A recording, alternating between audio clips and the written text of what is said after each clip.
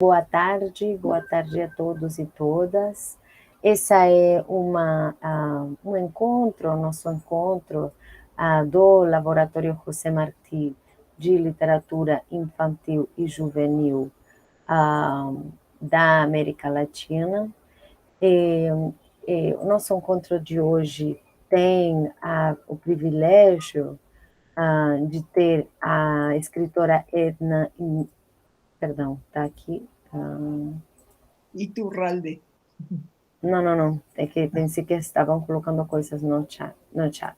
Temos o privilégio de ter hoje a escritora Edna Iturralde, que é uma das escritoras para o público infantil mais reconhecidas do Equador, com 64 livros publicados. Ela teve um papel central no chamado boom da literatura infantil e juvenil equatoriana. Ela fundou e dirigiu durante 11 anos a revista infantil La Cometa e também foi professora de escrita criativa na Universidade de São Francisco de Quito. Ela escreve atualmente no diário El Comercio de Quito e tem recebido inúmeras premiações e reconhecimentos, entre as quais se destaca o Prêmio Ibero-Americano de Literatura Infantil e Juvenil Cervantes Chico em 2020, o ano passado. Ela tem publicado livros durante as últimas décadas nos Estados Unidos, no México, Guatemala, El Salvador, Honduras, Colômbia, Peru, Argentina, Chile, Espanha e República Dominicana, por editoriais internacionais muito prestigiosas.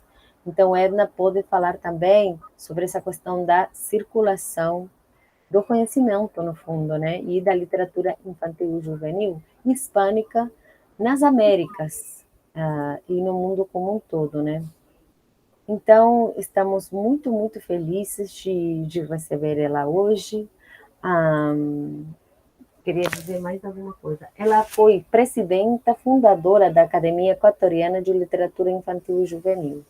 E, bom, meus outros comentários vou deixar para depois.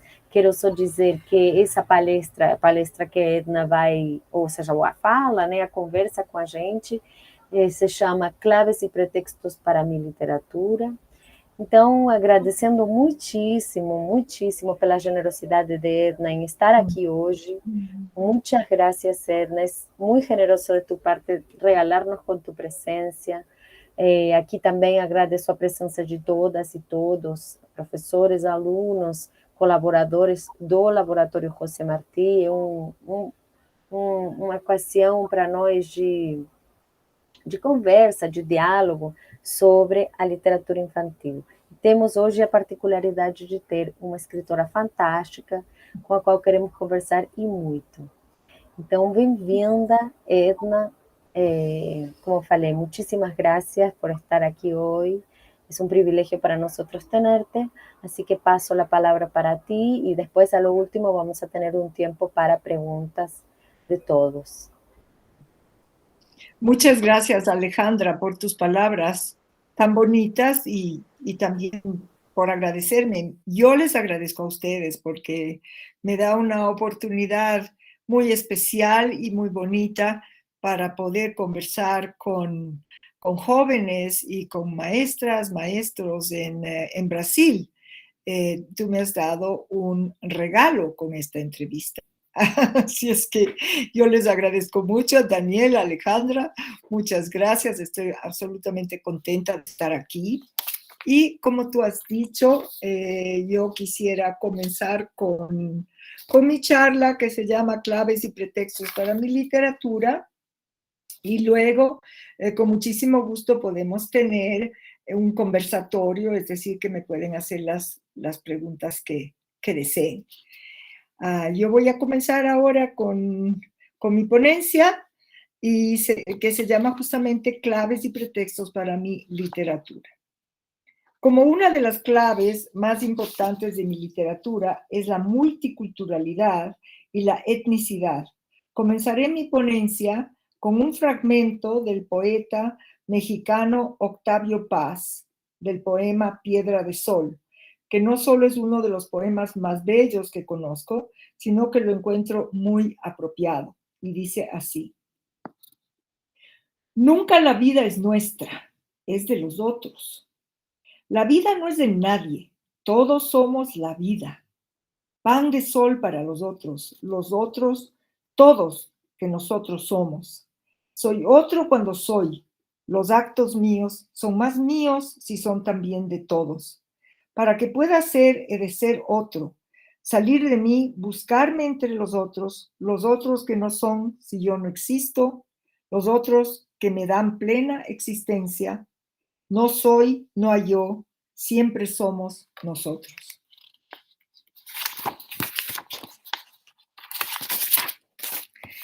La literatura multicultural es aquella que refleja las experiencias y costumbres de otros pueblos, de otras culturas y etnias. Además, las transformaciones que se han producido a lo largo de los últimos años, especialmente con la inmigración, han dado lugar a la coexistencia de varias culturas en un mismo espacio y como consecuencia al nacimiento de sociedades multiculturales que antes no existían y hoy son una realidad.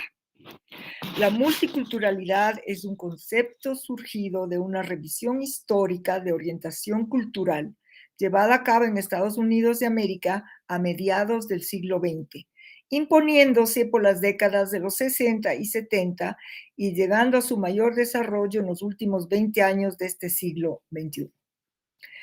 Es la aceptación social de un fenómeno de diversidad cultural, de un convivir de diversas culturas en un determinado espacio geográfico e histórico. La socióloga española Elvira Repetto afirma lo siguiente sobre un estudio de orientación cultural. Abro comillas. Con el término multiculturalismo se designa lo que hoy se considera ante todo un hecho social y una tendencia en la propia evolución de la sociedad. Su propia estructura léxica pone de relieve la existencia de diversas culturas, bien en un mismo momento histórico, bien en un determinado espacio geográfico, en el fenómeno o realidad que encontramos en países donde su alto número de habitantes, la extensión geográfica y la antigüedad de sus culturas favorecen una realidad multicultural con raíces en un pasado muy remoto. En una época de globalización, escribir literatura infantil multicultural y étnica, más bien dicho, escribir una literatura que tiene como meta irrumpir y recuperar espacios que fueron relegados al olvido por la cultura dominante de un país, donde lo étnico se vuelve políticamente correcto y folclórico, pero nada cambia debido a un profundo desconocimiento de quiénes somos y a una garrafal indiferencia por averiguarlo. Es un desafío. Y ese desafío lo he aceptado como uno de los ejes transversales de mi literatura, una grande e importante clave. José Tubilla Rayo, pedagogo, investigador y escritor para la paz de Andalucía, considera la literatura con tema multicultural una herramienta para ser utilizada estos días. Abro comillas. En la relación intercultural, los libros son la puerta para la convivencia, la tolerancia, el respeto a los derechos del hombre y del niño y el fomento de valores. Es un instrumento intercultural que nació de la unión indisociable del arte y de la técnica. La literatura infantil y juvenil, señala el autor, desde los cuentos orales hasta las novelas de ciencia ficción, ofrece a los niños y niñas actuales ejemplos de convivencia y tolerancia que no siempre observan a su alrededor. En un mundo lleno de intransigencia, con una sociedad llena de valores prácticos, los libros son un escape a mundos imaginarios llenos de modelos interculturales, no siempre reales, pero eficaces para crear conciencia de nuestras libertades y de las libertades de los demás. Cierro comillas. En mi literatura multicultural señalo en los mismos aspectos el racismo o antirracismo, el respeto o falta de respeto hacia las minorías, el retrato de otros países y culturas, la búsqueda de las raíces culturales de un pueblo, todo dentro de un gran círculo de tolerancia. En este punto debo añadir que existe una confrontación entre los escritores y críticos sobre qué conviene más a los niños, la fantasía o la realidad. Yo no creo que en la literatura con temas multiculturales tiene que haber una división entre las dos. En la mía no existe esta división. Para mí escribir con temas multiculturales significa que la fantasía y la realidad se entrelazan de una manera tan perfecta como una sinfonía o como el cielo y el mar en el profundo horizonte, tornándose difícil definir cuál es cuál en medio de tonalidades misteriosas, llenas de aventura y de magia. Creo que la literatura debe tener ritmo, belleza, profundidad,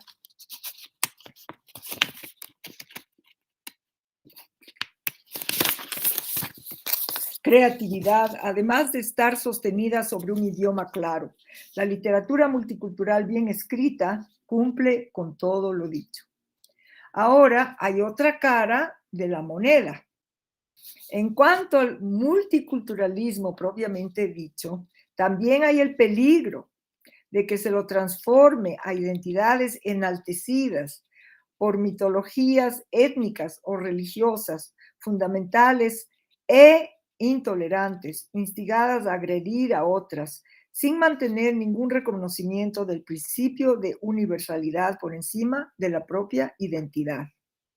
Es injusto explicar el mundo únicamente en una sola visión religiosa, feminista, gay, o en visión latina, o en visión de negritud, o en visión del llamado primer mundo, segundo, que siempre me he preguntado cuál es, o del tercero. Desde un compendio multicultural completamente cerrado, la misma riqueza de la multiculturalidad se pierde porque no se la puede compartir. Otra clave o eje transversal de mi literatura es la etnohistoria. Al integrar dos tipos de conocimiento sobre el ser humano, el etnológico y el histórico, alude a la reconstrucción de hechos que se suceden en el tiempo y la comparación de sociedades en su forma de constituirse. Culturalmente, sin considerar a ninguna superior o inferior y a las otras, en pro de comprender al ser humano universal como entidad compleja y plurifacética. Y así, uniendo la etnohistoria con la narración literaria, existe la etnohistoria narrativa, de la cual yo soy pionera aquí en Ecuador. Yo percibo este género narrativo como un medio fundamental e importantísimo en la delicada tarea de recuperación de datos para los eventos reales o míticos de una etnia o cultura puedan ser conocidos. En mi libro, Y su corazón escapó para convertirse en pájaro, no sé si lo alcanzan a ver, cuento en 12 desgarradoras historias la llegada y el abuso que sufrieron los africanos al ser traídos a la fuerza en barcos esclavistas a la travesía que yo llamo el viaje amargo del dolor, y su manera de sobrevivir a la esclavitud cruenta e inhumana. Mi novela Caminantes del Sol, les voy a enseñar algunas portadas de algunos libros míos, ¿no? No todos, La pero otra no algunos. se vio muy bien la tapa, el otro libro. ¿Puedes ponerlo de nuevo? Que no se vio la tapa. Ah, no se vio. A La ver, cubierta no. ¿y ahora? Ahora sí, no, pero un poquito más abajo, para Aquí. abajo. Ahí. ¿Cómo Ahí es de se nuevo ve. el título? La travesía, no, el Este se corazón. llama Y su corazón escapó para convertirse en pájaro. Y es un conjunto de relatos sobre el pueblo negro ecuatoriano desde el siglo XVI hasta nuestros días, escritos tras una detallada investigación. Y el otro, no sé si lo puedes, ahora lo pueden ver la tapa, Sí, Caminantes del Caminantes Sol. del Sol. Hermoso. Ya. Caminantes del Sol está situado en la época de expansión del imperio incásico y la llegada de quienes más tarde serían los Saraguro, una etnia del sur de Ecuador. Los hijos de la guacamaya, si le ven ahí Ahí creo que le ven mejor. Los hijos de la guacamaya es la historia de otra etnia llamada Cañari. A ustedes les va a llamar la atención estos nombres tan diferentes de los que ustedes habrán oído antes. La etnia Cañari está contada en línea materna de las Yachac, que son las mujeres medicinales. Este libro es de todas las que quienes cuentan son las Yachac. Es la madre, la abuela, la bisabuela, bueno, todos van contando este libro. Te acompañará el viento, es una novela de dos niños chagras, que ese es el nombre de la cultura de los vaqueros de la serranía central del Ecuador, donde dos niños transitan los Andes en unas aventuras paralelas a la de Don Quijote y Sancho Panza. Tengo también muy importante etnia del Ecuador, este libro se llama J.R. Machete, es una novela, todas son novelas, hay algunos que son cuentos, pero la mayoría son novelas. En esta novela de J.R. Machete se trata de la cultura llamada Montubia, que es una cultura muy importante de la parte central de la costa del Ecuador. Y esta cultura fue la que dio comienzo y continuó con las guerras de liberales. Entonces es considerada una cultura muy fuerte. Y aquí, bueno, después, otra clave de mi literatura es mantener un compromiso con la realidad social, pero rodearle de aventura, como cuentos y novelas sobre la tragedia de la emigración, por ejemplo. Aquí está un libro mío, que es uno de los últimos libros que he publicado, que se llama El Puente de los Coyotes. Y este libro, El Puente de los Coyotes, trata de la emigración forzada que tienen los jóvenes que tienen que salir de El Salvador, en Centroamérica, porque tienen el problema de la pandilla de los Mara, que les obligan a ser parte de la pandilla y pueden hasta los matan si no aceptan. Y ser parte de esta pandilla es totalmente cruel la manera en que ellos manejan el hábitat donde ellos se mueven, ¿no? También Lágrimas de Ángeles, esta novela, bueno, a mí me gustaría todas las novelas publicarlas en Brasil, pero sería fantástico. Esta me encantaría, esta Lágrimas de Ángeles es sobre los niños de la calle. Verdaderamente es uno de los libros que más éxito ha tenido y yo fui a conocer a los niños de la calle. Normalmente cuando yo escribo estos libros, yo voy a vivir con las personas, pero cuando traté de vivir con los niños de la calle, las personas que supuestamente los cuidan, no me dejaron, no me permitieron, entonces yo tuve que ir a refugios donde viven niños que habían sido niños de la calle y ahí pude conversar con ellos. Y la vida de ellos es muy dura porque inclusive hay hasta tráfico de órganos de gente que aprovecha de estas criaturas inocentes. También he escrito sobre la guerra. Aquí en este libro que se llama Cuando callaron las armas. Cuando callaron las armas es los niños que participan en las diferentes guerras que hay al momento, que generalmente son guerras civiles. Generalmente son guerras civiles y cómo afectan a los niños, los conflictos políticos, bélicos en Israel y Palestina, Afganistán, en Colombia, en Chechenia, en Bosnia, en Liberia, en Sudán, en Ruanda, en Irlanda del Norte, cuando fue así, Irak, Sri Lanka y en España, cuando tuvieron tan graves problemas, ¿no? También escribo sobre temas que normalmente no gustan a los escritores por complicados, pero para mí es un desafío y yo creo que se debe escribir sobre todo y para todos. Y este libro, el día de ayer, es Niños con SIDA, que han tenido este SIDA sin ser culpables de ellos. Es una novela también. Y también, bueno, continuando con con el problema que hay del el abandono. Aquí el día, las islas donde nace la luna, también tenemos el problema, tanto Venezuela como Colombia vienen al Ecuador escapando de situaciones políticas difíciles, de guerrillas, en fin. Y bueno, me gusta también escribir mucho sobre ecología. Entonces tengo este libro que creo que una de ustedes me mencionó, que se llama Verde fue mi selva. Bueno, si les interesa conocer un poquito más mis libros, ustedes pueden entrar a mi página web que se llama ednaiturralde.com y ahí están los libros. Les cuento, les hago un pequeño paréntesis para hablarles de este libro. Verde fue mi selva, fue escogido para estar en el canon de literatura infantil y juvenil latinoamericana entre los 10 mejores libros del siglo XX. Tengo también mucha importancia, doy a los animales en peligro de extinción. En este libro, Un día más y otras historias, son no todos, porque hay muchísimos animales en peligro de extinción, pero algunos animales que pudieron entrar, porque yo podría escribir enciclopedias sobre todos los animales que están en peligro de extinción, pero escogí algunos.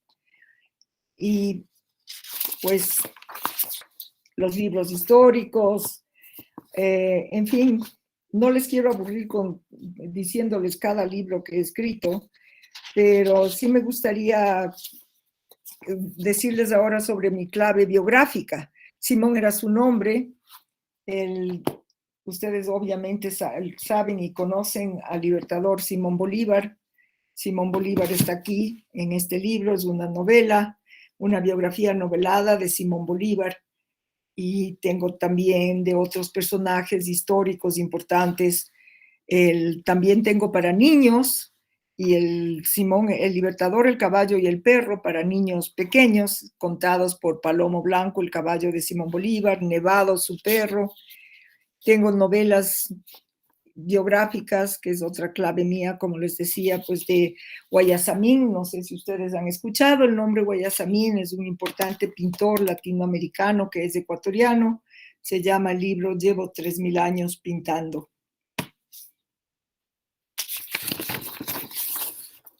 Y tengo la clave fantástica. Aquí cabe mencionar que soy y habito en un país que de por sí tiene lugares fantásticos. El Ecuador tiene lugares fantásticos y aprovecho para invitarles a los que quieran venir a conocer mi país, pues aquí estoy. Es decir, muchas veces no tengo la necesidad de inventarme un mundo que aparentemente puede ser irreal. Y en esto tengo un libro que escribí sobre los viajes transpacíficos que hicieron nuestros antepasados aborígenes. Aquí está, se llama Miteé y el cantar de las ballenas. Pues de Ecuador, nuestros antepasados indígenas de la costa hicieron balsas del árbol de balsa, cortaron, hicieron balsas, y está comprobado que fueron en balsa a través del Pacífico, fueron hasta México y llegaron al Golfo de Tehuantepec. Entonces este es otro amor que yo tengo por la épica. Y dentro de estas épicas tengo un mundo de dragones. Se llama Draco Planet. Es algo novedoso porque Draco Planet es una colección de 12 libros que forman la primera épica fantástica en Ecuador. Son 12 dragones que tienen muchas aventuras, y dentro de todo esto hay mucha ecología. ¿Sí? Dentro de toda esta fantasía de dragones y todo, hay mucha ecología. Yo entrelazo en mis composiciones literarias, cuentos y novelas elementos que se convierten en la constante de mi producción. La agilidad narrativa, la versatilidad del diálogo, humor, misterio y una narración que capítulo a capítulo, en el caso de mis novelas, deja en suspenso a los lectores con el deseo de saber qué sucederá. Desde estas características fluye un actuar de personajes infantiles o juveniles que se perfilan a partir de sus afectos, del drama de la vida de cada cual, de las angustias o las alegrías, del misterio de la aventura en la que viven, de la amistad que comparten en el mundo en el que se desenvuelven. Si hay un valor al que doy mayor importancia es la tolerancia, una cualidad innata en los seres humanos, la esperanza y un optimismo que permite imaginar, en donde la historia lo permite, un buen futuro. Multiculturalismo, referentes históricos nacionales, equidad de género en la construcción, tratamiento y relación de personajes, revalorización de la identidad, respeto a la naturaleza, relevancia de valores y actitudes son marcas presentes y constantes que dejo en la trayectoria de mis obras. Los datos que se relacionan con lo histórico y lo cultural no están sesgados por el azar ni distorsionados por la ficción. Los inserto claro y precisos como fruto de rigurosas investigaciones previas que muestran como aval en muchas de mis obras las correspondientes referencias bibliográficas. Pero es importante referirme para que ustedes conozcan el origen de los mundos creados en cuentos y novelas de tema etnohistórico y multicultural, que no se quedan solo en la investigación de bibliotecas o archivos, ni se basan en el conocimiento de las tradiciones orales solamente, sino que yo recorro los distintos escenarios en los que se desenvolverán mis narraciones, interactúo con la gente, comparto, vivo en el lugar, escucho con el corazón y así puedo captar con mayor fidelidad lo que necesito para después convertirlo en palabras. Así surgen mis cuentos y novelas.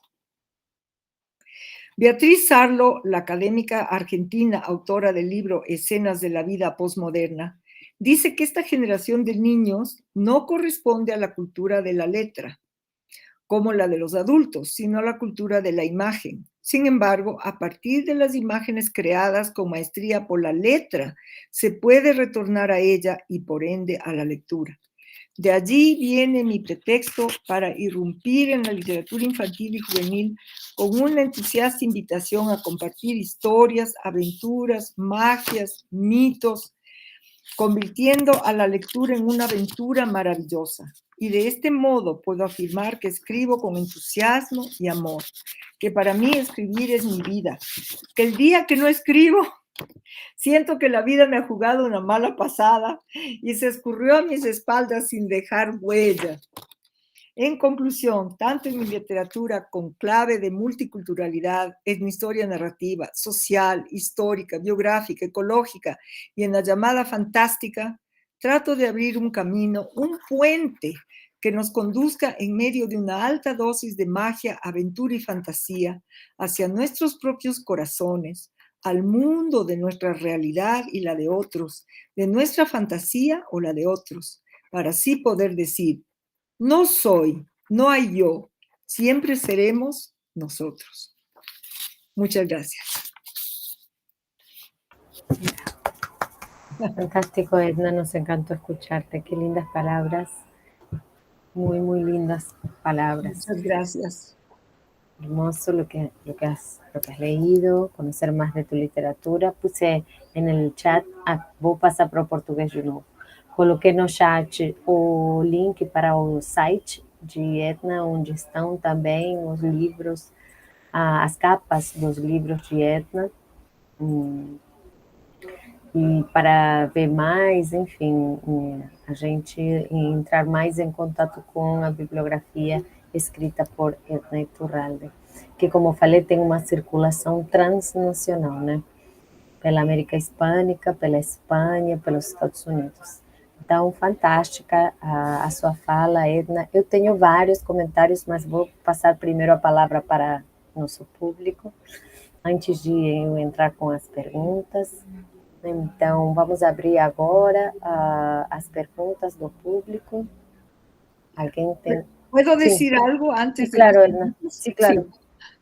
Sí. Yo quisiera que me hagan las preguntas que quieran, que también pueden ser preguntas personales, porque yo estoy aquí como una amiga Pues sí, los amigos se conversan, se cuentan cosas, se preguntan, de que no sé, se hacen preguntas muy personales y yo con muchísimo gusto pues las acepto, las que ustedes quieran. Muchas gracias, muy generosa de tu parte. A, a professora Cristina está aqui levantando a palavra, levantando a mão. Queria aproveitar para dizer, queria aprovechar para decir, contarte, Edna, que temos o privilégio de tenerla a Cristina Vergagrum Júnior hoje, que é a professora associada, aposentada da Universidade do Estado do Rio de Janeiro, onde se mantém como membro também do corpo permanente do programa de pós-graduação em letras, Ah, qué área de lindo, qué concentração e bien. estudos de língua. Não vou apresentar muito, porque senão eu já vou fazer o nexo, a amizade, o contato e tudo, mas eu tenho certeza que tem muitos puentes entre as duas. Sí, por lo ¡Ay, que qué has dicho lindo! también, porque Yo Cristina quisiera que, es una hermosa y premiada escritora también, además de ser profesora y académica. pues, Entonces, eso quería decir solamente para introducir la pregunta. muchas gracias por contarme, que para mí esto es muy lindo. Y yo quisiera compartir mi correo electrónico. No sé Perfecto. si tú puedes compartir mi Sí, correo electrónico sí, con claro. todas las personas que han asistido, Sí, claro, porque claro. me encantaría mantener esta amistad hasta que no se quede solamente en hoy día. Claro, perfecto, porque además, como decía antes, nosotros aquí hay futuros y actuales profesores de español, entonces sin necesidad de traducir podemos también usar tus textos en nuestras clases, sin ¡Ay, qué necesidad de que sean maravilla! traducidos. Entonces esa es un poco la idea, abrir América Hispánica, abrir distintos países de América Hispánica que no circulan tanto en Brasil, abrirlos para que también puedan tener un lugar en la escuela y en la universidad brasilera. Qué bueno. Entonces paso la palabra a Cristina. Muito Gracias, obrigada. Alejandra. Bueno, Edna, muchísimas gracias. O sea, ha sido un placer oírte y espero realmente que podamos conectar y mantener pues un contacto más frecuente. Alejandra ha sido un poco exagerada porque la verdad es que he trabajado muchísimos años, o sea, 35 años con docencia y 25 de ellos en la universidad. Si contamos desde que me jubilé el 2018 hasta ahora con el posgrado, pues 28, ¿no? Y lo que ocurre es que escribir, pues escribía antes de la carrera universitaria, después ya no me alcanzó el tiempo y solo los artículos y las tesis y todo el material académico. Solo, dice. Solo eso. Como Y si ahora, fuera poco. después de mi jubilación, he decidido aprovechar porque mi investigación estaba orientada a la lectura y los últimos años a la lectura mediada por ordenador y por todo lo que es internet y tal. Entonces he decidido aprovecharlo para producir textos experimentales en hiperliteratura. O sea, lo que estoy intentando es escribir cuentos, hipercuentos o crónicas digitales y tal, que tengan enlaces y todo eso, a ver cómo me sale. Y premio fue uno sencillito, una selección ahora reciente de un cuento en un premio de la Universidad de São Paulo. Entonces es algo muy, muy de iniciante, vamos. Pues estaba escuchándote y me llamó mucho la atención la temática de tus libros, las novelas en especial. Y me imaginaba, pues, es literatura infanto-juvenil, pero algunos temas son profundamente duros, ¿no? Como los niños de la calle y los niños en la guerra y tal. Esos libros, ya he visto que comentabas que hay humor, hay esperanza y todo eso, pero los niños, ¿cómo se les da a leer ese tipo de cosas? Porque me imagino que tengas contacto con ellos, ¿no? Y que te den feedback y todo eso. No, sí. Mira, te voy a decir que uno de los libros que más populares son es justamente este de los niños de la calle, que se llama Lágrimas de Ángeles. Y el otro que se llama El de la Guerra. que no, esos son infantiles. No son juveniles, son infantiles. Bueno, son de 12 años, porque ya los juveniles son de 13, 14, 15 años en adelante. A los niños les gusta mucho esta novela y los cuentos de la guerra también, porque hay una cosa, yo escribo con mucho respeto y no escribo con esa, ¿cómo te digo?, ese dramatismo barato. ¿Entiendes lo que quiero decir? Sí, claro. Entonces, sí. Entonces, aunque sean temas difíciles, ellos lo entienden y les gusta mucho. Este es del otro libro que se llama Cuando callaron las armas. Aquí. Y son además muy bonitos, ¿no? Los títulos, la imagen de la portada, o sea, todo son publicados por Santillana, lo que leo. Estos libros, la mayoría de estos libros, o casi todos estos libros están publicados por la editorial Santillana, lo que leo, que no sé cómo se llama en Brasil, me imagino que se llama, o no sé si, creo que ni existe en Brasil, creo que en Brasil solo tienen textos escolares, me parece. No estoy muy segura. Creo que sí. Bueno. Es igual. Una editorial española. Sí, sí, la conozco. Sí. Pues por eso decía, ¿no? Que un escritor, hice un curso el año pasado, y él decía que la literatura infanto-juvenil es literatura, no es más ni menos, que la gente cree que es más fácil y todo lo contrario, y que los niños son lectores muy exigentes. Es así. ¿No? Y entonces, claro, me llamó la atención porque son temas delicados, son temas sensibles, y a los adultos pues nos parece que, vamos, esas cosas y la muerte y tal no se tratan con los niños. Y es que nos sorprenden, ¿no? Yo mi carrera la inicié de maestra y realmente los niños nos sorprenden. Nos presentan a veces soluciones que no nos ocurre pensar en eso, ¿no? Pensarlo. Y eso es, o sea, estaba viendo la historia del niño y del viento, del cóndor, que nos pasó Alejandra el enlace del YouTube, y es lindísima, ¿no? No he podido terminarla porque llegaba la hora de tu charla, pero es muy, muy linda, ¿no? Muy mágica. Gracias, muchas gracias.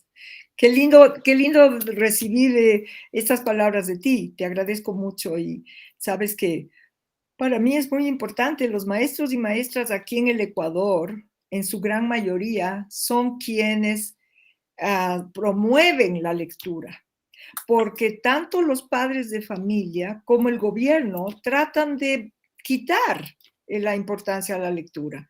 Los padres de familia les parece que comprar libros a los hijos es un gasto innecesario, pero mientras tanto sí les dan dinero para comprar la tarjeta para el teléfono celular, eso sí está bien, pero para un libro es considerado que es un lujo. Y el gobierno recientemente, desgraciadamente, acaban de decir que el plan lector, van a quitar el plan lector de los colegios, de las escuelas y los colegios. Tú sabes, como maestra que eres, como gran maestra, la importancia de la lectura. Todos ustedes saben la importancia de la lectura. No es solamente, lo digo yo, ustedes lo explicarán hasta de mejor manera, porque una de las cosas maravillosas de la lectura es que desarrolla la inteligencia emocional. Y a través de la inteligencia emocional aprendemos a tomar opciones. Una de las cosas, de las muchísimas cosas, es aprender a tomar opciones, que aprendemos a leer, porque tenemos que crear imágenes, tomar opciones. Nuestro cerebro aprende a tomar opciones, que más tarde nos va a servir mucho para no ser borreguitos que seguimos a alguien en pantalla que nos está diciendo lo que debemos hacer. Pero, ¿sabes? Creo que la lástima es la constatación de que efectivamente por eso lo hacen. Imagínate si toda la gente se hiciera lectora. Pensando. Claro, porque es que una de las críticas que hacía yo era justamente al tratar de esa cuestión de la lectura mediada por ordenador, es que la gente no lee.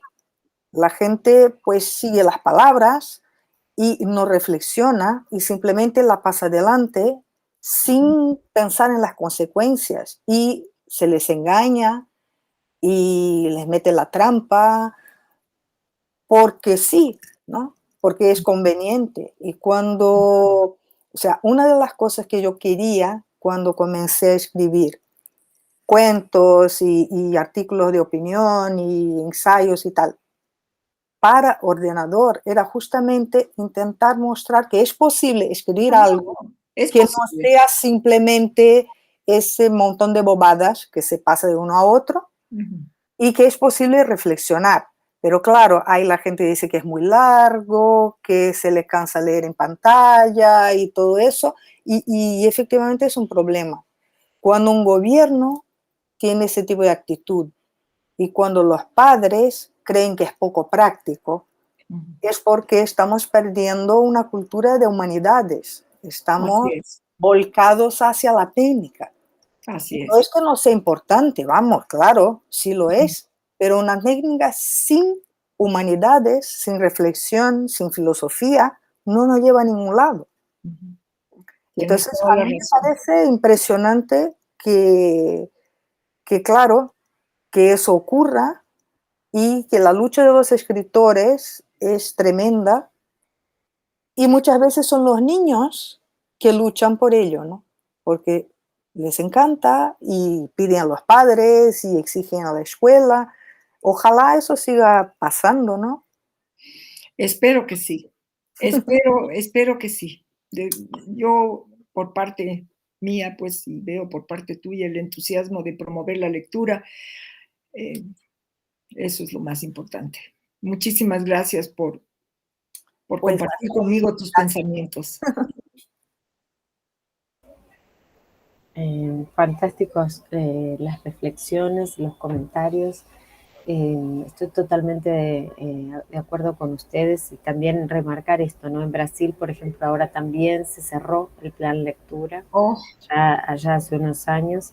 En Argentina, en cambio, continúa, pero creo que tenemos que pensarlo en perspectiva, por más que cierren, perdóname. no hay problema. En un momento, sí, por una coyuntura momentánea, esto va a volver, porque la lectura está ahí, los cuentos orales, nosotros leemos todo el tiempo y yo admiro mucho el proyecto de Cristina y todo lo que ella hace también porque consigue aliar la lectura y la tecnología, no los ve como mundos separados, ¿no? Que No, es el exacto, modo es en que que... Exacto. muy bien, porque no, mira, un ebook o que es lo que ya se viene, la tecnología que se viene, la lectura. A lo que yo me refería es las imágenes en Sí. pantalla. Las imágenes en pantalla que son tan fáciles, que no permiten a los niños desarrollar su Ujú, pensamiento, ujú, porque ya están ahí y no pueden ujú, desarrollar su creatividad. Pero ujú. el ebook se viene, que ya está y que está ahí, Ujú, es ujú, ya un hecho y que es ujú, una lectura y que al principio pues nos ha costado pensar que no es lo mismo que tener un libro que le puedes tocar, que le puedes abrazar, pero se nos viene y hasta aquí el sí, ebook y no se puede hacer nada más que ujú. seguir con la promoción a la lectura. Sí, no es solo eso, también todas las plataformas digitales como modos de impulsar la lectura.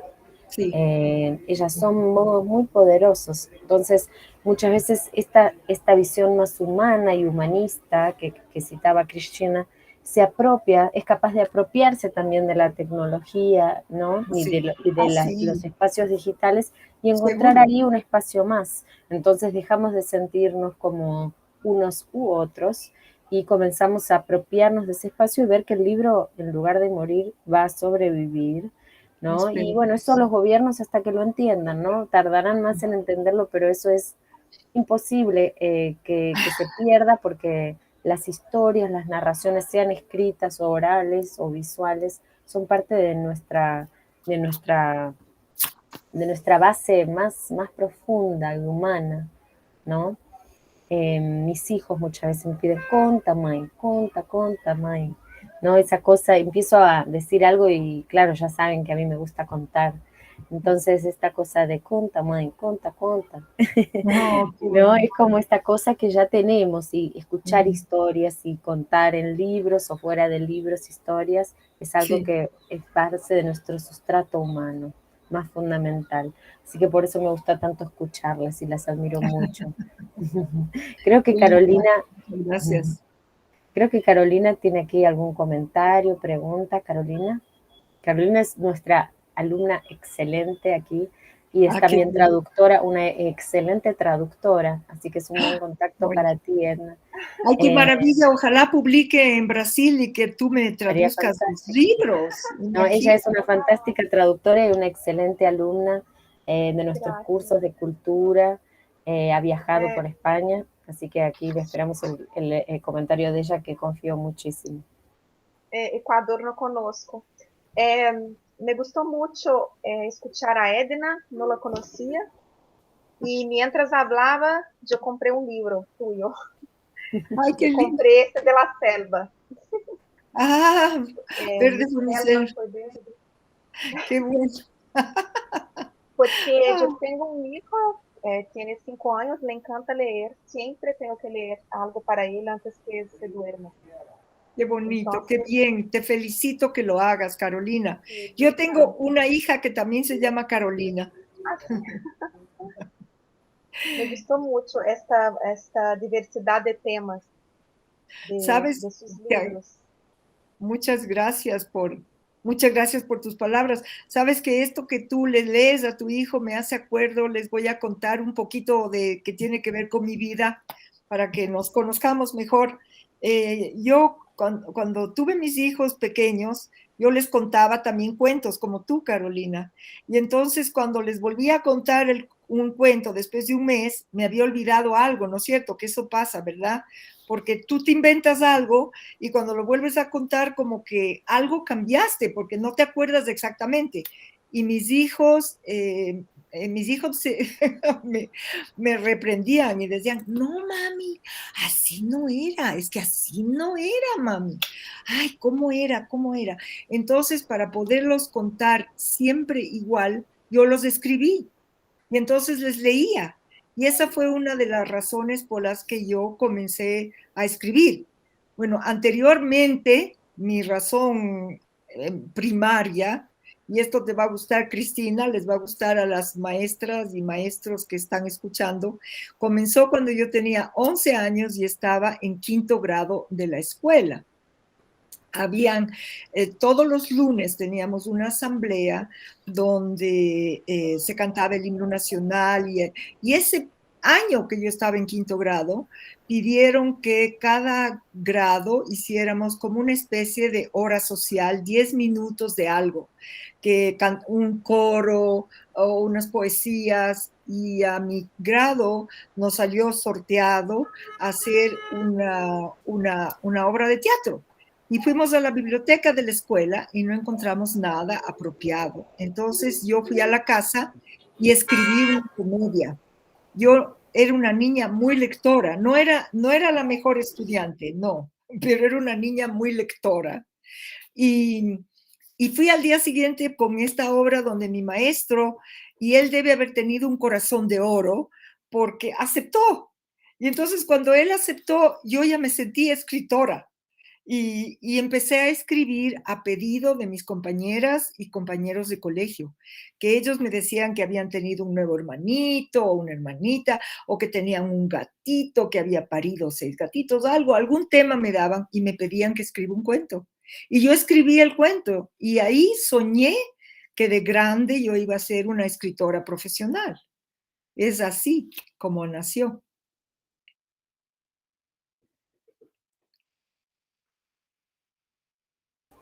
Carolina iba a hacer una pregunta. A ver, Carolina. No que bien, con 11 años ya te enteraste que quería ser ¿Cómo? escritora. Que con 11 años ya empezaste a... Ah, mira que yo te leí el pensamiento que me ibas a hacer esa pregunta.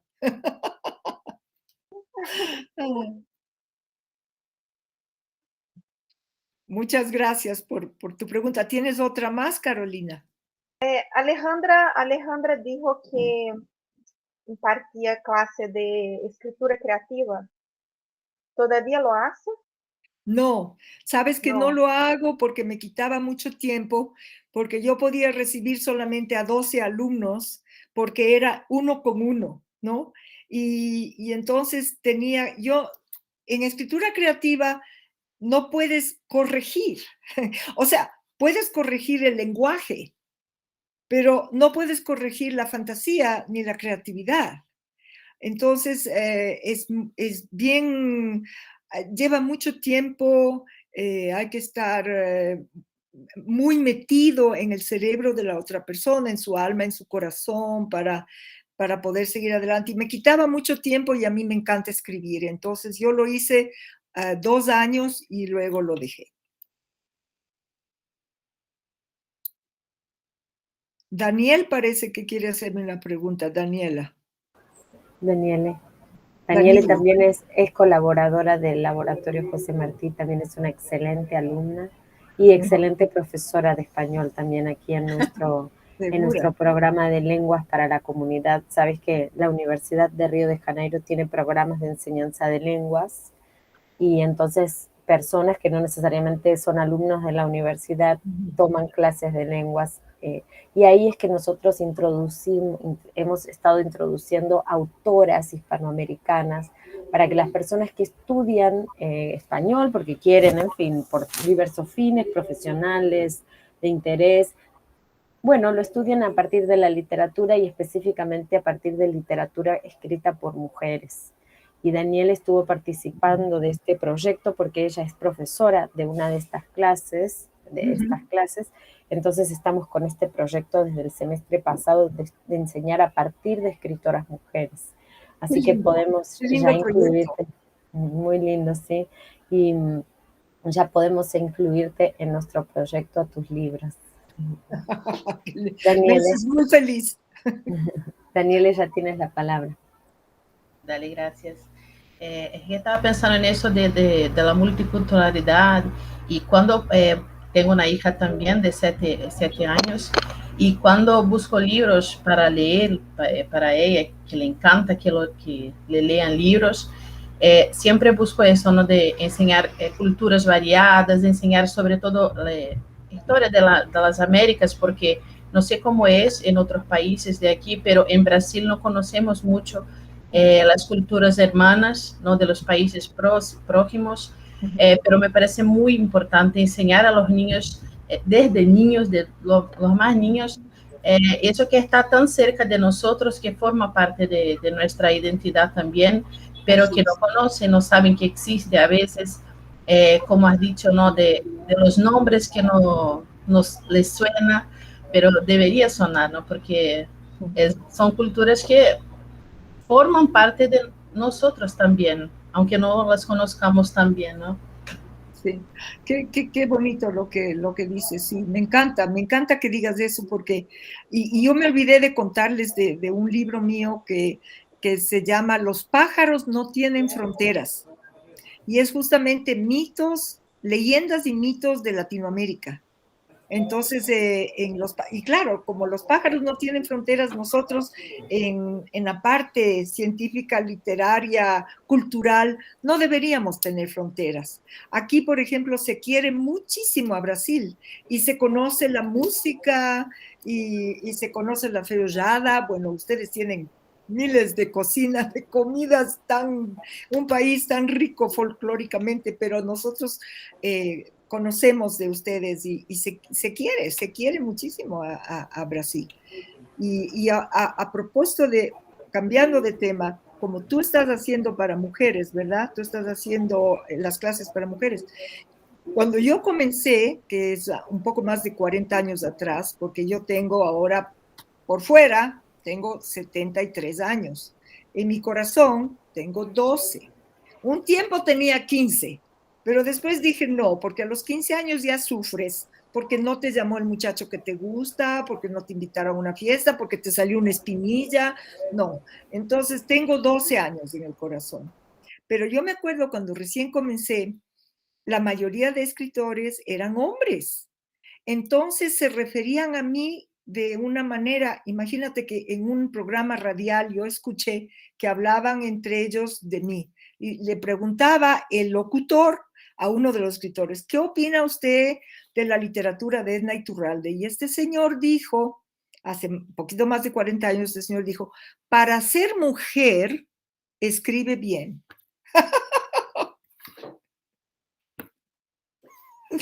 Que no es raro oír eso, ¿no? Es No, muy yo común creo que oír. muchas cosas no han cambiado todavía. Sí.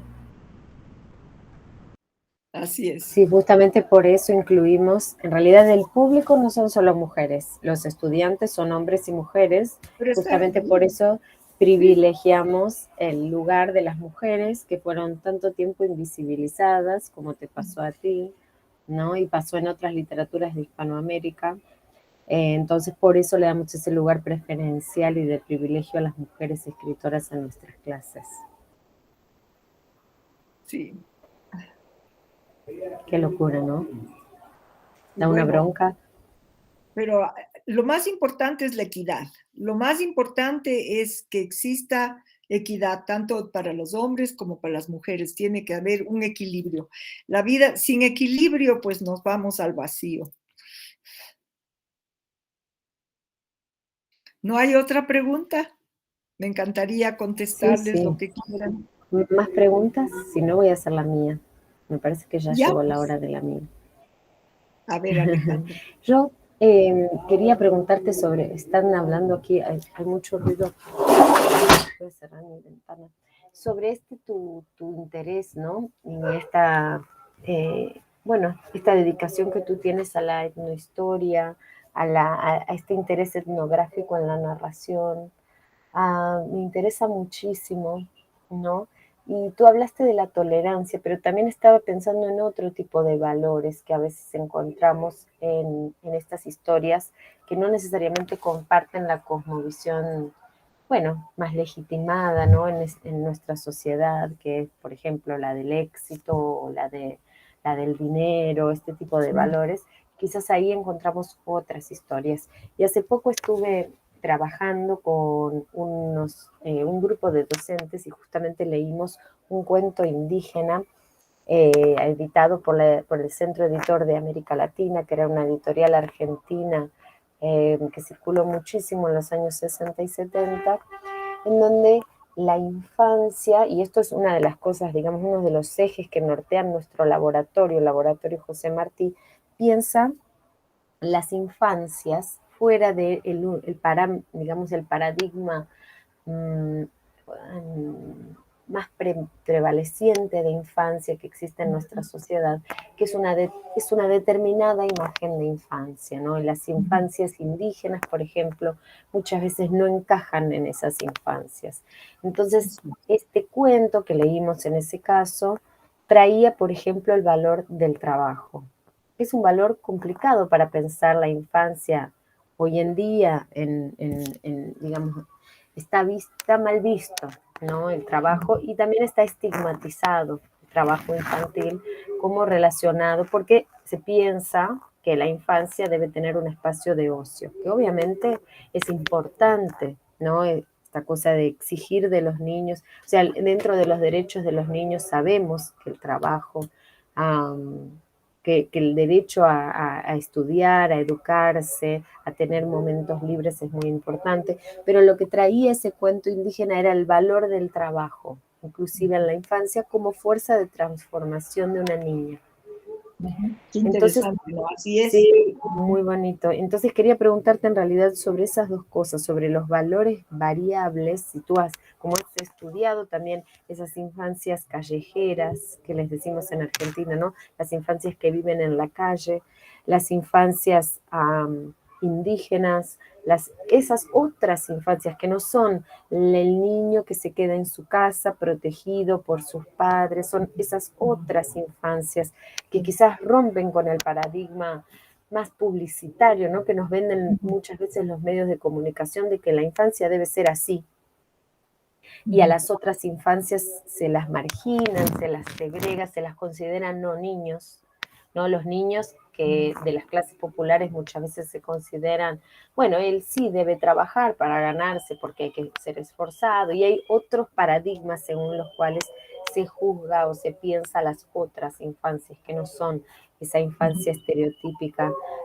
Quería saber sobre como tu interés en esta etnografía, digamos, en esta cualidad humana de la alteridad que has desarrollado en toda tu literatura. ¿Cómo te has encontrado con esas otras infancias? Bueno, como tú dices, es diferente según las culturas. Mientras más se ha mantenido una cultura sin volverse mestiza, mientras más está la cultura apropiada de sus tradiciones, es verdad que los niños y las niñas tienen un lugar en el que se espera que trabajen, y los niños no por eso son más tristes, pero porque, por ejemplo, tienen que levantarse temprano, tienen que ayudar a ordeñar la vaquita, o tienen que ayudar a hacer los quesos, o cualquier cosa que tienen que dejar haciendo antes de ir a la escuela. Y a los niños no les ha hecho daño, de lo que yo he visto, no les ha hecho daño que ellos participan en el trabajo de su casa, de su finca, para comenzar, por ejemplo, en muchas culturas de la Amazonía, celebrar cumpleaños no significa mucho, porque te dicen, mira, no es cuántos años tienes, sino qué has logrado, qué has hecho esos años. Eso es muy interesante, es muy, muy interesante, porque tuve yo una experiencia que le decía, oye, ya eres grande, ya has cumplido 8 años. Dice, bueno, todavía no soy tan grande porque todavía no he tenido oportunidad de matar a una matacaballos, porque no me ha atacado. Entonces, tú te quedas sorprendida porque es la comparación de que sí o no. Lo que sí a mí me da muchísima pena es el trabajo infantil en la calle, porque mira, eso sí es abuso, es que les abusan a los niños. No es que los niños están trabajando para su familia, están trabajando para gente. La mayoría de esos niños son huérfanos, y la mayoría están trabajando para gente prácticamente mafiosos. No sé las experiencias en otras partes, pero sí son así aquí. Salió en el diario hace unos 4 días una historia muy parecida a la historia mía de Lágrimas de Ángeles. Recuperaron a 8 niños que estaban enseñándoles a robar.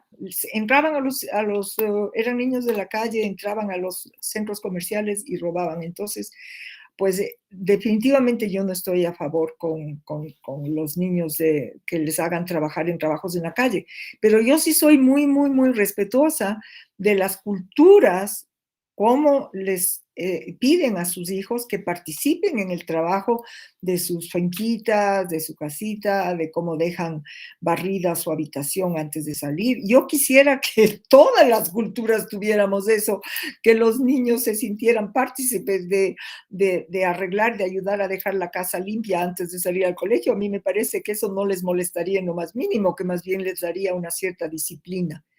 Pero yo soy muy, muy respetuosa del núcleo familiar, lo que pide y lo que quieren según su cultura.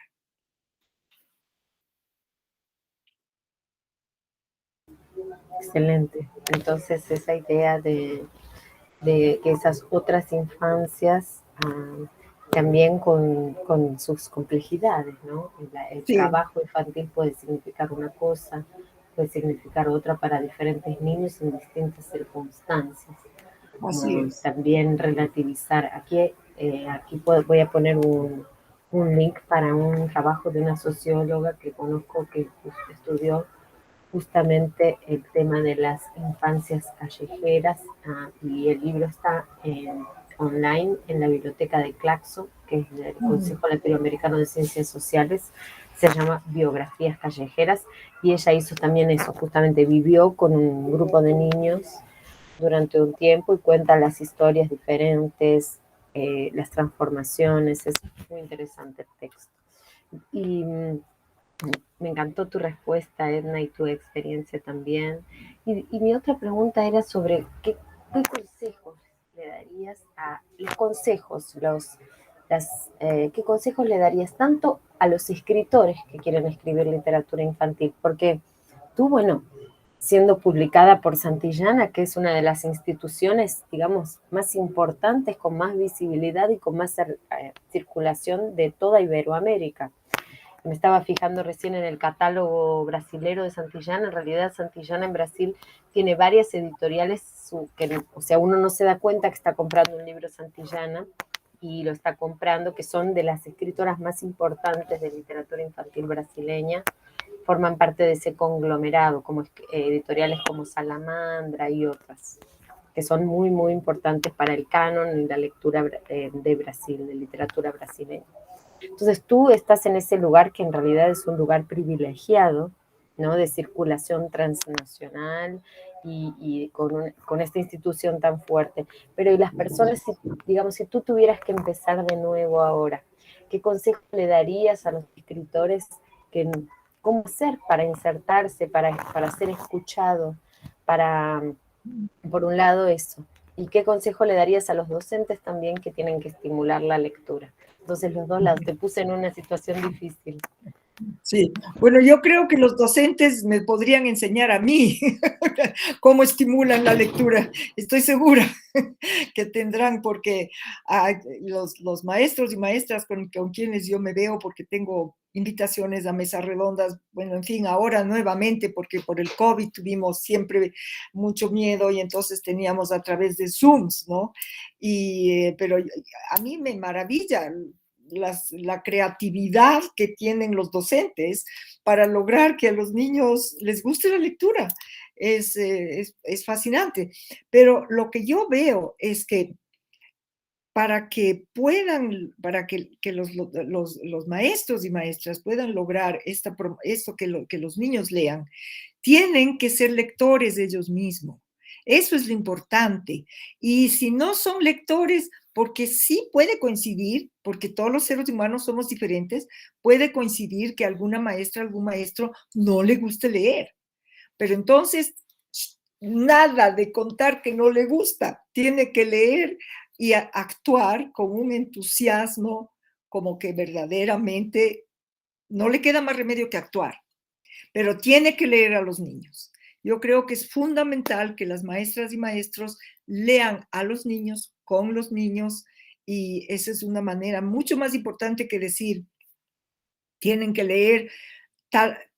Bueno, también puede ser utilizado eso, pero más importante es leer juntos, a decir, tienen que leer de tal capítulo a tal capítulo hasta el día lunes. Mucho más importante, a mí me parece, que en lo personal mío, me parece que es leer en conjunto. Ahora, yo te cuento algo. Cuando yo era pequeña, que ya puedo decir que es hace más de 60 años, la lectura era considerada un castigo. Yo me acuerdo que los maestros decían, niña, se ha portado mal, entonces usted tiene en castigo que leer tal y tal y tal y tal. Era un castigo. Y para mí siempre me llamó la atención que sea un castigo, porque en mi casa siempre se leía. Mi mamá me leyó muchísimo. Entonces, pero así era antes. Así era. Es curioso que a mi niña le pasa al revés, porque cuando no le leo, es que le parece que está de castigo. ¡Ay, qué linda! ¿Por qué me leas? Léame. ¿Cómo se llama?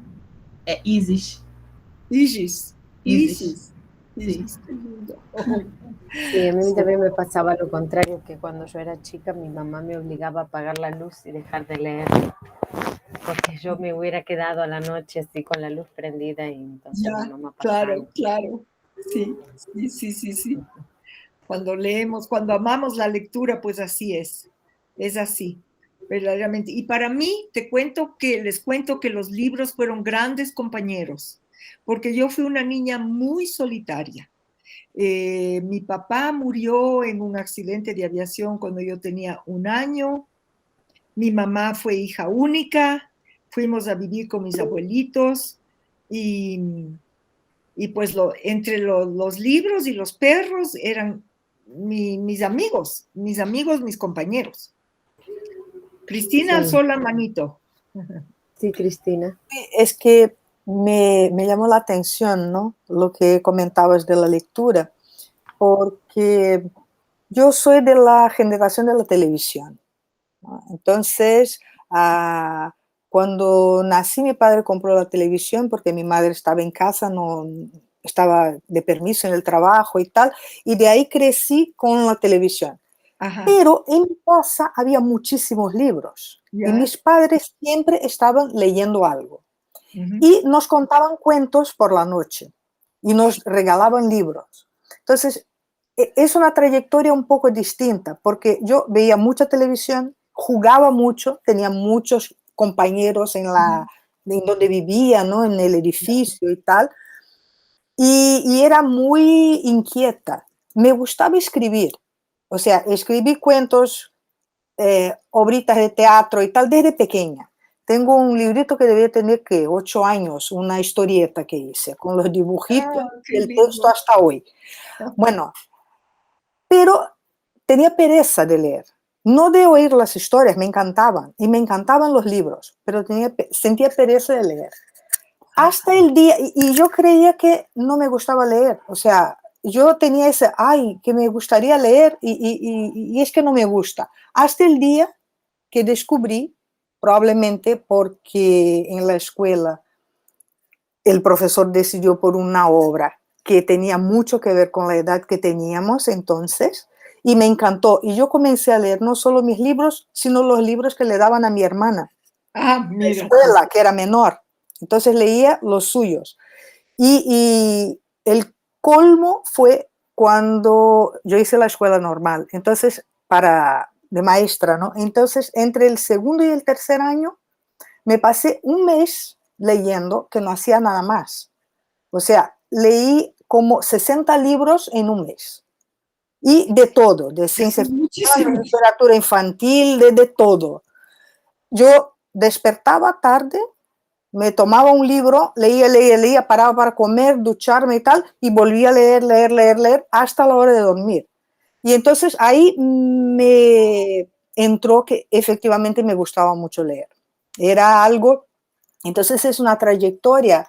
Yo creo que vivir entre libros y entre personas que leen y que valoran los libros, yo creo que hace toda la diferencia. Aunque tardes un poco por ser más agitado, por tener otras cosas que son tentaciones y te llaman la atención, pero es algo que entró en ti y en algún momento pues va a aparecer y lo va a cobrar. Es Entonces, un hábito también. La sí, lectura es es un un hábito. hábito, se construye.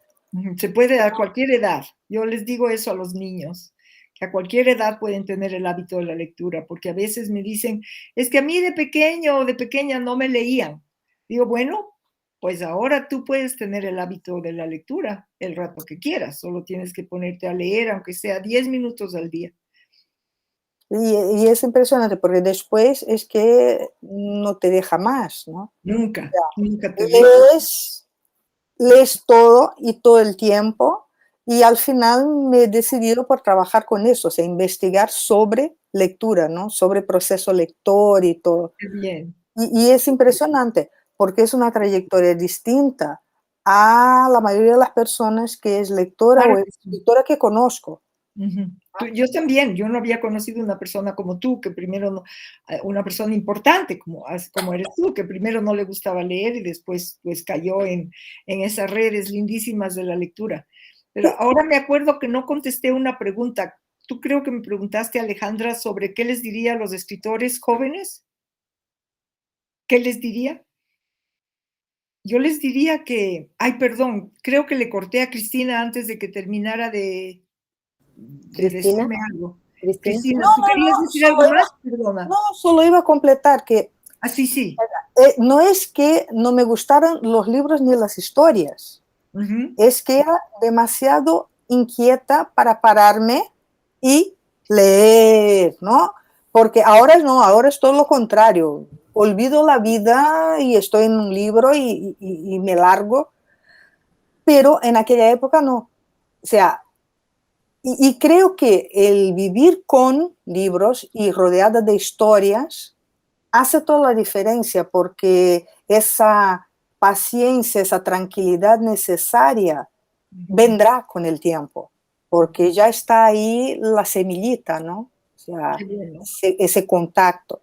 Solo que es una trayectoria bastante diferente y eso tal vez signifique esperanza para aquellos que creen que no, ¿verdad? O sea, es Me posible. voy a acordar de tus palabras para Sí, tener yo creo, esperanza de creo que, que sean creo lectores. ujú. Creo que Cristina tiene razón por dos cosas, porque por un lado cuestiona esta dicotomía, bueno, si me gusta la televisión, entonces no puedo ser lector, cuando en realidad la No televisión se también es puede. un modo de narrar, ¿no? Es como también es una narración, yo creo mucho en eso. Eh, no sé, por ejemplo, mi abuela, que era quien me introdujo a la lectura y me narraba historias, también era alguien fascinado por las películas. Y hay tantos escritores como Manuel Puig, por ejemplo, que hacen ese puente constantemente entre lo audiovisual y el cine y la literatura. Entonces, creo que eso es muy lindo de articular. Y después lo que dice Cristina de la inquietud, ¿no? También es lindo porque quiebra un poco con el estereotipo de que los niños lectores son siempre como tranquilos, Ajá. quietitos, ¿no? Uy, sí. Y no es así. Por ejemplo, hay una escritora llamada Silvia Molloy, que es una escritora argentina, que dice mucho que ella empezó a escribir, empezó, como ella no se lograba concentrar al leer cuando era chica, empezó a traducir, porque traduciendo lograba seguir, porque es como, Interesante. tiene Ajá. unos libros preciosos, Silvia Molo, y te la recomiendo mucho, Edna. No son para niños, son para adultos, pero son hermosos. Y entonces ella cuenta eso, ¿no? Que empezó traduciendo para poder concentrarse y luego se dedicó a escribir. Tiene uno, por ejemplo, llamado Varia Imaginación, que es muy lindo, y tiene varios muy lindos. Entonces yo creo mucho eso, yo también era una lectora desconcentrada, digamos así, como soñadora, que tenía mis intervalos, y sin embargo creo que hay que darse esos espacios, esos intervalos de los niños inquietos, que pasan por la lectura y vuelven a la lectura, quebrando un poco los estereotipos, ¿no? Que tenemos de que Ajá. para leer hay que quedarse sentado mucho tiempo, y no, leer puede ser parte de un juego, puede ser ir y volver, yo les digo mucho a mis estudiantes que pueden interrumpir la lectura, que a veces se les ocurre la mejor idea en el medio del libro, y que entonces está bien interrumpir la lectura y se puede volver, y esta cosa que tenemos, ¿no? Esta ansiedad de decir, no tengo que terminarlo, tengo que, ¿no? Quebrar como un poco esas exigencias y dejarse atraer por el placer de la lectura. Siempre hablamos mucho de eso en las clases. Así que ¿No ves? muchísimas. No sabía que me iban a dar lecciones. Esta ha sido una excelente, excelente lección la que me has dado de esto de la actividad. Yo nunca había pensado en eso, fíjate, que se puede estar leyendo y la actividad. Y bueno, me has dado una razón más para decir cuando converso con mis lectores. Muchas gracias, Alejandra. No, y también eso de internet, yo lo pienso mucho, la gente lee mucho en realidad en los aplicativos, en Twitter la gente lee mucho, saben que ahora hay un Tweetlit, que es un Twitter específicamente para recomendar libros, y veo esa circulación, entonces cada vez más yo me saco el miedo de que se acabe el libro, lo veo todo de una forma muy interactiva, lo que hoy creo que nos tenemos que sacar esas ideas de, bueno, el libro se está llegando a su fin, No, y sí. entonces nos invaden las redes sociales, y no es así. Creo que el libro es muy dinámico, es capaz de interactuar porque, como dije, como habla de nuestra necesidad más fundamental de contar historias, ¿no? Y si tú ves Facebook, Instagram, todos esos se dedican a contar historias, ¿no?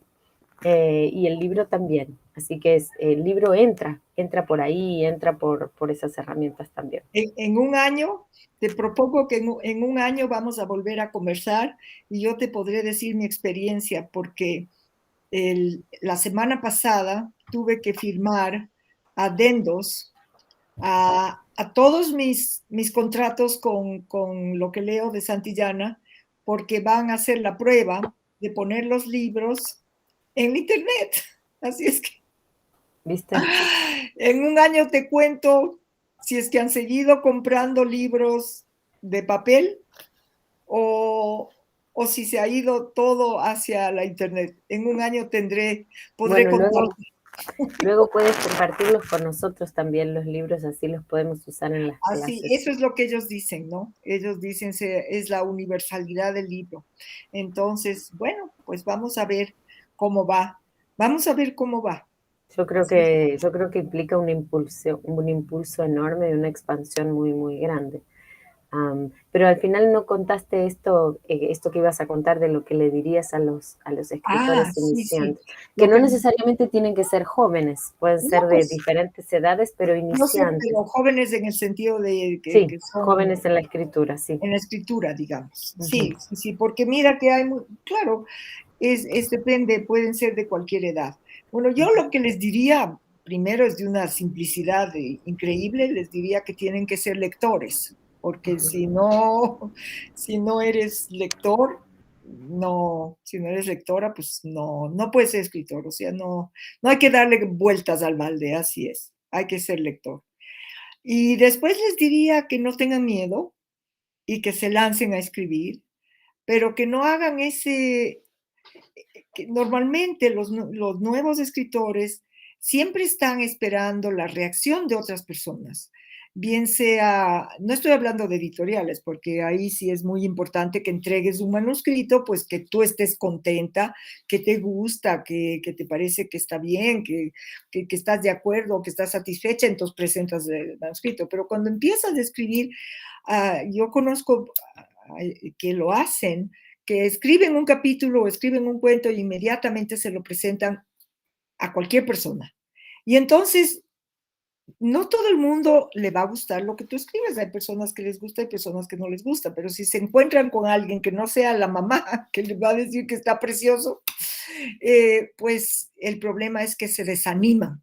Entonces yo diría, no enseñen, escriban con gusto, escriban con pasión, escriban y no borren.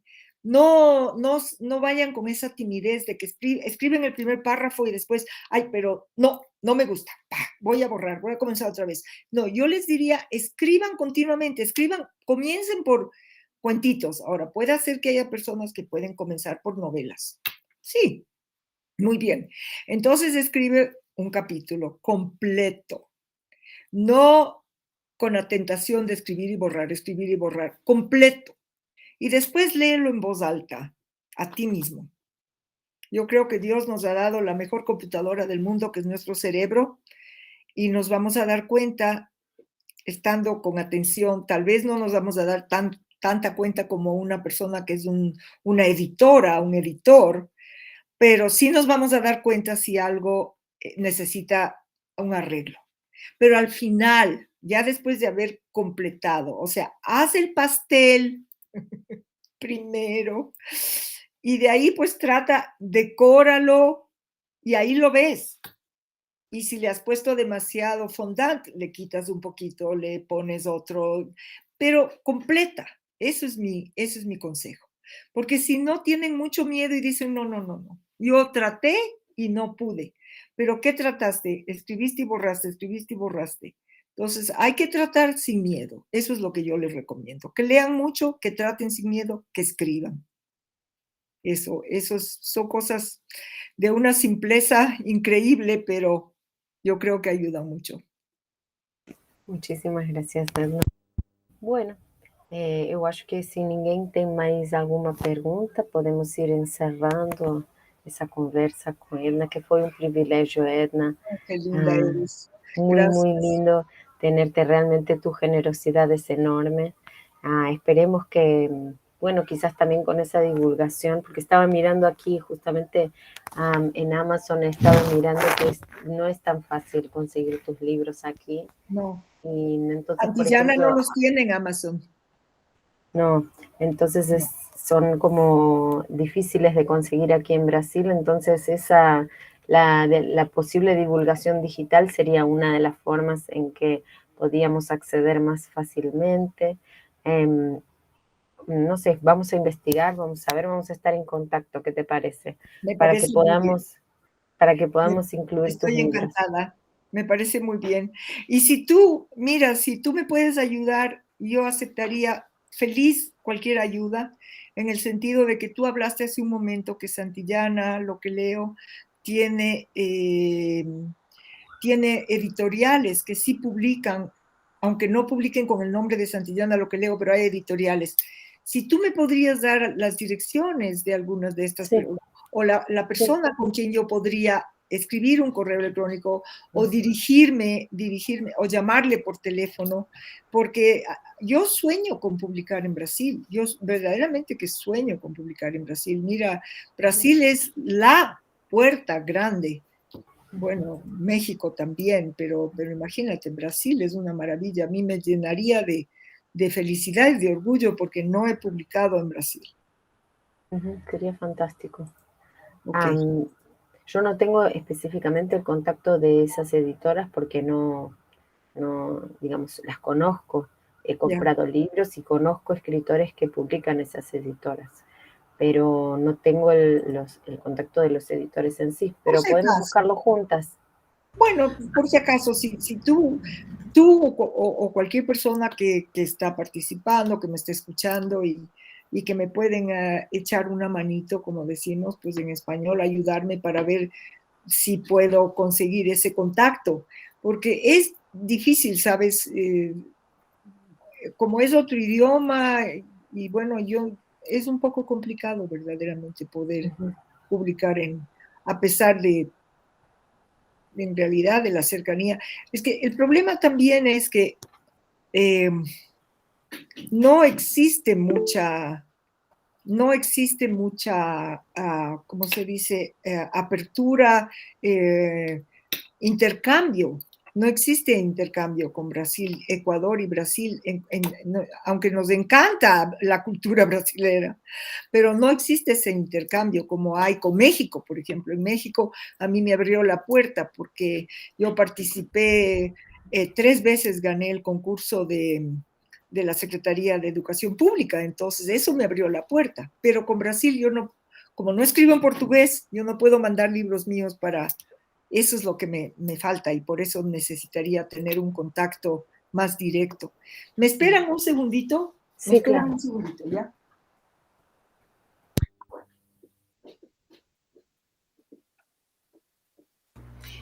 Alejandra, eu não sei como é a publicação na EduERJ, mas eu conheço o editor de lá e ele conhece bastante gente de outras editoras também. Eu posso falar com ele. Essa seria uma ótima possibilidade. Eu acho que eles não publicam ficção, mas... Daniele, pelo que eu já estive vendo, eles não publicam ficção na EduERJ, não. Mas como é uma editora, é possível que o editor... Muchas gracias por esperarme, pero había un amigo que me estaba golpeando la puerta. Saluda, Piwi. Hola. Hola. Hola. Bueno, vamos entonces a procurar ponerte en contacto con editores, en todo caso, que puedan tener. Yo conozco una editora, sí, que publica literatura infantil, que es Pulo do Gato, que es una editora preciosa acá en brasilera, pero no tiene nada que ver con Santillana. Pero sí, vamos a estar en contacto, y vamos a pasar los datos que podamos. Ha sido un placer realmente tenerte, Edna. Muchas gracias. Un placer enorme. Queremos mucho tener y trabajar con tus textos, así que vamos a buscarlos contra viento y marea. No sé cómo. ¿Tendrías muy complicado comprarlos aquí en el Ecuador? No, complicado. Vamos a ver, en lo que he visto yo dice que hay que encargarlos, lo cual es un poco más complicado. Pero vamos a ver, vamos a seguir en contacto. Ojalá pudiera ayudarte, pero tú sabes que yo no puedo vender mis libros. Eso no, claro, es un problema más grande que no puedo, porque según mi contrato, pues para mí... Claro. No te preocupes, vamos a encontrar la manera. Pero te agradecemos muchísimo por tu presencia aquí hoy con nosotros. Tu generosidad en estar aquí, compartir tu trabajo con nosotros fue hermoso. Así que bueno, ya eres parte de nuestro laboratorio. ¡Ay, qué alegría! No sabes la alegría que me da. Te vuelvo a repetir que me has hecho un regalo. Y Daniel, me parece que Danieli estaba alzando la manito hace un segundo. ¿Tú querías hablar? Bueno, que había dicho a Alejandra que conozco al editor de la editora de UERJ pero que ali não se publica livro